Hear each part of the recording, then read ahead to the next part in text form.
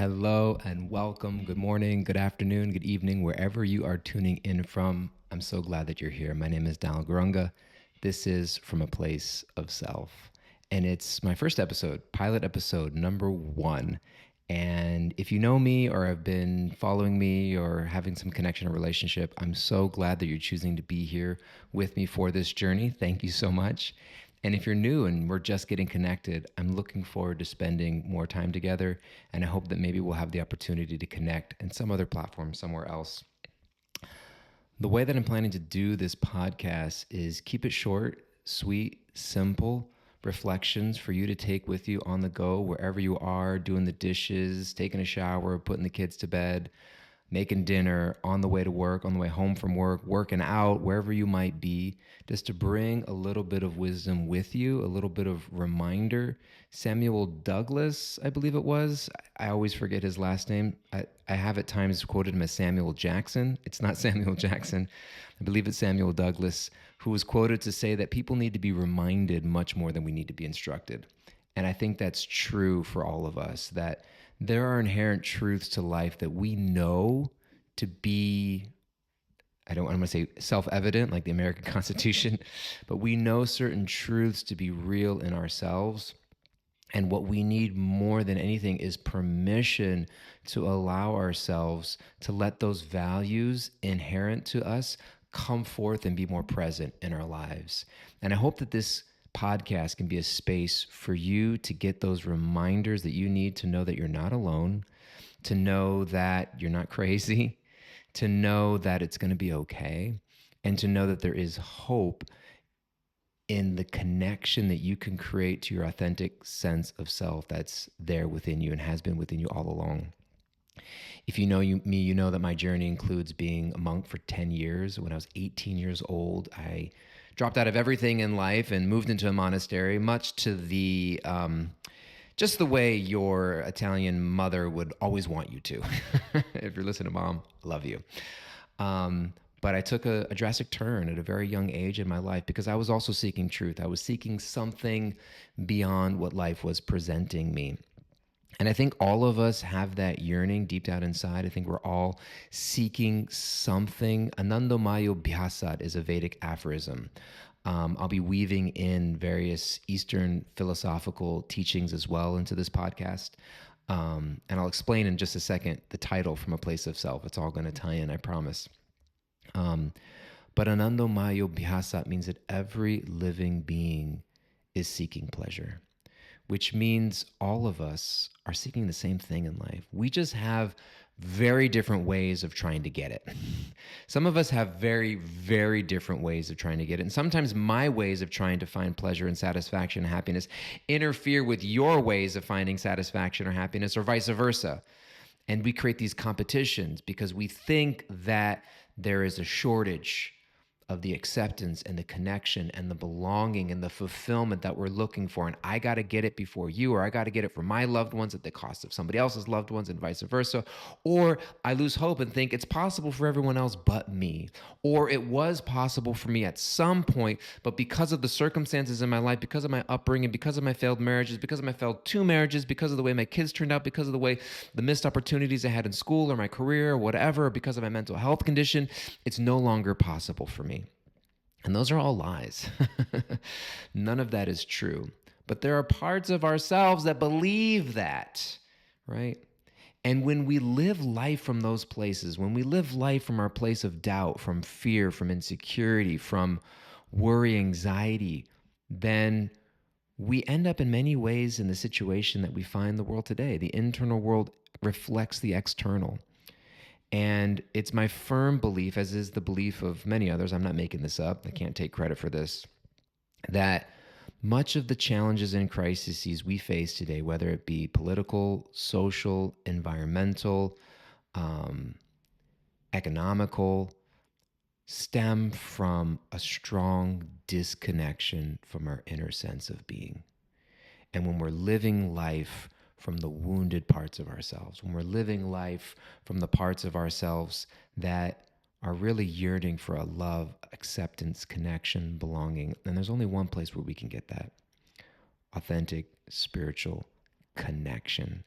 And so the idea of living life from a place of self stems from the work of Dr. Richard Schwartz, who developed the therapeutic model of internal family systems. So this podcast is going to be a blend of the exploration that I continuously do in the work that I've developed for myself based off of the work of internal family systems by Dr. Richard Schwartz, which is a therapeutic model he developed in the 80s, along with my time as a monk that I spent for many years studying spiritual texts like the Bhagavad Gita or the Bhagavad Purana, as well as just general life wisdom that we pick up along the way. And my hope is to reflect that back to you. Not that you might hear something you've never heard before, but that you might get permission to believe the things you've never let yourself believe before about who you really are, about your true sense of being, about what's really possible, about who God is and isn't, and the sense of connection that's waiting for you when we heal those parts of ourselves that are in need of healing. And one of the things that we're going to do to guide this journey is be reading excerpts from this book. I love to read and I love to pull excerpts from books. I find that it's a wealth of wisdom that we can take from other people and apply it into our own life. And there's this really great book by Richard Schwartz. He's written a number of books, and he has a really awesome book called You Are the One You've Been Waiting For. You are the one you've been waiting for. And it's how to apply internal family systems in the context of our intimate relationships, whether it be our families, usually romantic partners, but I find that it's universally applicable. And our friendships, our work relationships, as well as our intimate romantic relationships. And what we find is that it'll allow us to develop a little bit more compassion for ourselves and for other people when we recognize that the things that we don't like in ourselves or other people are really just wounded parts that are acting in what they believe to be their own self-interest. um, but when we are able to, first and foremost with ourselves, bring those wounded parts into a relationship with our core sense of self, then magic can happen. And that's a foundational principle of this podcast, as well as the internal family systems model, as well as the teachings of the Bhagavad Gita. The idea that we have a core sense of self, capital S, that we are not the wounded parts of ourselves. We are not the stories we tell ourselves. We are not the judgments and the criticisms and the projections of other people. There is a you. There is a core spiritual being that you are, have been, and always will be, that has never been traumatized, has never been, that is beyond and bigger than. Richard Rohr, one of my favorite authors, has a really great book, Falling Upward, as well as a number of other books. He talks about being offended and how the self, the true self, doesn't get offended. And the reason is because it's too big, it's too broad, it's too deep. So if there's a part of me, if I'm feeling offended, how dare they? How dare they say that to me? Oh my God, I'm feeling left out. I'm feeling like I'm not enough. Like all those feelings are valid, but they're coming from parts of ourselves, but they're not the me that is more than my parts, right? And that me, that you, that spiritual self of being that's described in spiritual literatures around the world is eternal. It is connected. It is not burned by fire, withered by the wind, moistened by water. It doesn't die even when this mortal frame perishes. It's the you that carries your innate sense of wisdom. It's the you that knows how to reassure yourself when there's uncertainty or lack of clarity. It's the you that knows how to be courageous even when you're not sure what the outcomes are going to be. It's the you that is connected to the eternal source of all being, which we may call God. And it's that you which we want to learn how to connect with and lead and live and love from every day. But when we're not connected to that sense of self, when the wounded parts of us take over and other parts of ourselves step into the situation to try to manage our life in order to compensate for those wounds by either managing proactively in a way to make sure we never make a mistake again, make sure we never look like a fool again, make sure that our body image looks like a certain way all the time, make sure we make a certain amount of money, make sure we prove ourselves in a certain way, to never again have to feel these really tough feelings that we were given when we got bumped earlier on in our life, when our parents didn't step up to the game the way that we needed them to, when a heartbreak came into our life, when criticism fell into our lives, and we took on our feelings of shame or guilt or fear, or anxiety or loneliness or whatever it might be. And other parts of ourselves step in reactively, like when those parts of ourselves break through the surface and it's just overwhelming, and we need to drink, or we need to shop, or we need to lash out in anger, or we need to crawl under a blanket and bury ourselves in depression, right?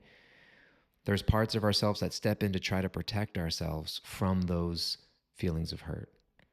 And normally the therapeutic models or the coaching models or the self-help or the pop psychology approaches are that we just need to get over things. Or if there's a part of you that is lazy or is critical or whatever it might be, you just got to get over it. And you got to quiet that part down, and you got to tell it to shut up, or you got to be stronger than it, or man up, or woman up, or whatever it might be. But the reality is that that part is a part of you that isn't going to go away and needs attention. And the way we approach it from an IFS perspective, internal family systems, from a place of self, is that we get curious. And that curiosity opens a door of compassion where we can understand. Gabor Mate, he says it so beautifully. He says, don't ask why the addiction. He says, ask why the pain. Don't ask why the addiction, ask why the pain, because the pain is what's fueling the addiction. The pain is what's fueling this sense of perfectionism, this sense of never feeling like I'm ever allowed to make a mistake, never allowing myself to rest, the fear of reaching out and wanting to make myself vulnerable to another person ever because of trust being broken or getting hurt. So when we get curious, we realize, oh my God, wow, maybe that lazy part of me is actually trying to protect me from being seen and being vulnerable. Maybe my critic is actually trying to keep me small because it's worried that if I'm seen, I'll get hurt again. Maybe my critic is just trying to push me to succeed and do well because there's a wounded, vulnerable part in me that feels unlovable, and it thinks that I need to succeed in a certain way in order to gain the acceptance of others. And those parts of ourselves that are managing our lives, we realize all of them are usually very young, right? And they're in need of a caretaking figure that we're not going to find out there, but is right here. And if all of this isn't making sense, if all of this is like, what are you talking about? Wounded parts and critic and caretakers, and just know that the foundational principle of where I'm going right here with this is that you have a core sense of being, which is not your critic, which is not the wounded parts of you that are feeling the shame, the guilt, the terror, the fear, the insecurity. And the ways in which we respond to those terrors, fears, insecurities inside normally is through other parts of ourselves that feel like they need to manage our life. And when we are able to get curious about those parts rather than criticize them or tell them to go away, open up curiosity and compassion, we're able to live a spiritually aligned existence that is able to heal those parts and relieve them from the tremendous burdens in which they're carrying. And that's possible for every single one of us. Not only is it possible, it's our natural state of being. We don't have to create it. We don't have to develop it. We don't have to build it or work on it to bring it into being. It's already there. Just like the sun is hidden behind the clouds. You don't cue the sun the way they do in the Truman Show. You actually just help the clouds soften back. But those clouds don't soften back unless they know it's safe to. And that is something that we develop over time through our spiritual practice, through our reassurance, through conscious conversation, through internal work, etc. And that's what we're here to do. And we're going to use the words of Richard Schwartz through his writings in this beautiful book, You Are the One That You've Been Waiting For. And the title of that book refers to the idea that I'm normally thinking there's a twin flame out there. There's a soulmate. There's somebody else. You're the one that I've been waiting for out there. You complete me, baby. You're the one that's going to make it all better. That my childhood sucked, or even my childhood was great, but somehow I still feel incomplete. And there's somebody else out there that's going to make it all better. That once I find the right person, once I find love, things will change. And that's a whole lot of expectation and pressure to put on anybody else, especially when no one else is designed or capable to do that in the first place. We'll talk a whole lot about that. But for right now, the title of the book, You Are the One You've Been Waiting For, means that you as your core self are the one that can bring a beautiful sense of restoration and wholeness to your system. And that sense of self is connected to divine, loving, higher power, whom some of us choose to call God. And when we connect to that, that is the first step towards healing and transformation. And I'm right here with you on this journey. I'm in no way, shape, or form claiming to be a person who is any more adept at life than you. In many ways, you have your own story and your own wisdom beyond my own. And I have my own wisdom and story that might be helpful for you. But what I do look forward to doing is sharing my story with you, sharing reflections with you, hopefully hearing from you. But when you want to reach out, ask a question, share a thought, reflection, I love being in touch with the people that I communicate and share with. And most importantly, for you to know that you're not alone and that there is a sense of spiritual connection, which is inherent to who you are. So I look forward to being on this journey with you. And I'm wishing you all the best and hope you have a wonderful rest of your day. Bye-bye.